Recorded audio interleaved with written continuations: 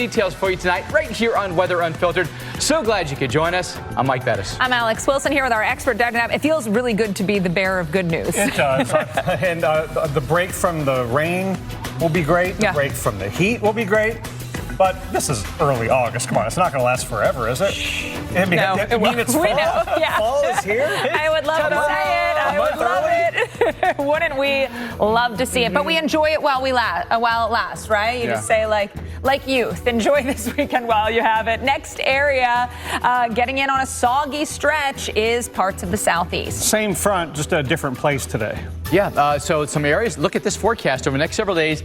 Could there be as much as 5 inches of rain in places we don't really need it? These places have already had a lot of rain recently. Yeah, because that front is only going to go so far south, and then it's going to hit the brakes, cause a lot of rain, and could it cause something tropical to get going? We've done that almost every week for the last month. It's just we're just keeping up with the tropical Joneses this year. Let's take it to Charlotte, North Carolina right now. Of course, one of the spots that we've been watching hail covering. We take you virtually to Red Rocks Amphitheater, of course, outside the Denver metro area, or in the Denver metro area, I guess just outside Denver proper, where we've got the chance of thunderstorms. So expect those skies to go from just generally cloudy to downright stormy, as today we've got that risk of severe weather focused into parts of Colorado, as well as southwest Nebraska and southeast parts of Wyoming. The areas under the tornado watch off to the north and east of Denver. But again, you get some storms close enough, could cause you trouble in the metro and at the airport too. Right now we're looking at some of those storms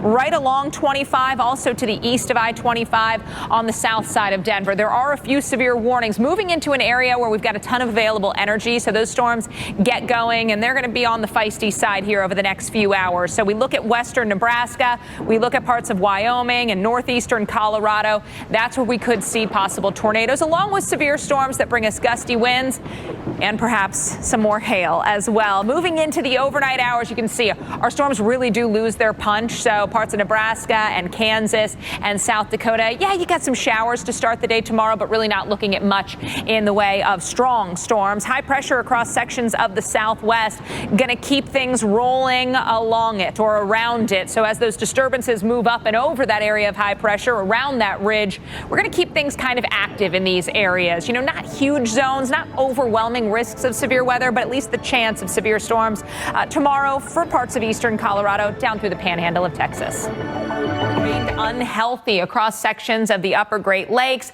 so up into northern sections of Wisconsin, and then all of the state of Minnesota, a good chunk of Des Moines and around Chicago points south. Then they're unhealthy for sensitive groups. That's been just about the entire Great Lakes. Farther to the east, low air quality there. So again, smoke is really causing issues, especially for folks with respiratory issues, and especially as you get closer to the U.S.-Canada border.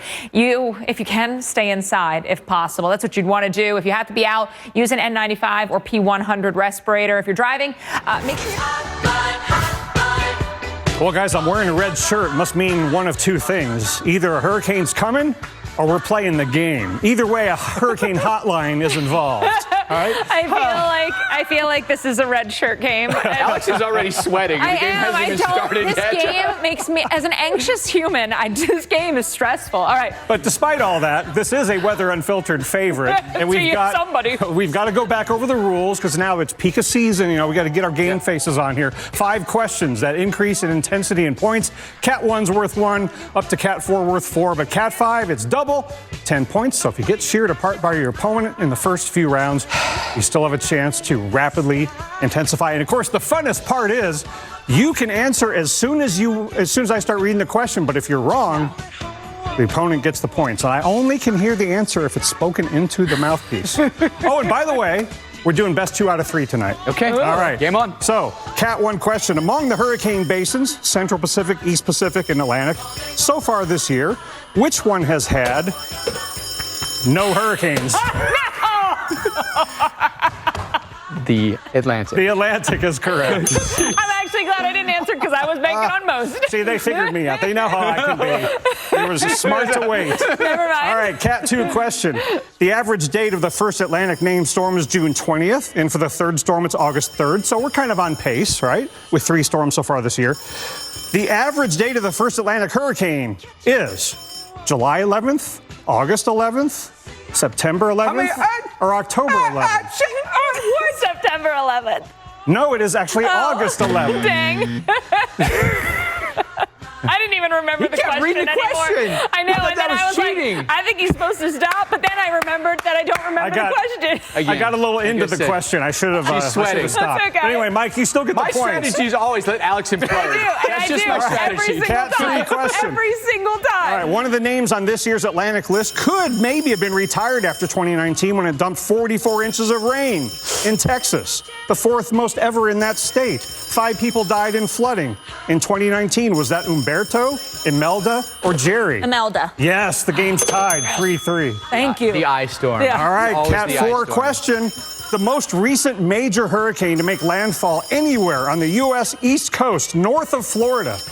Was it Fran, 1996, Jeanne, 2004, or Irma, 2017? Made landfall north of Florida.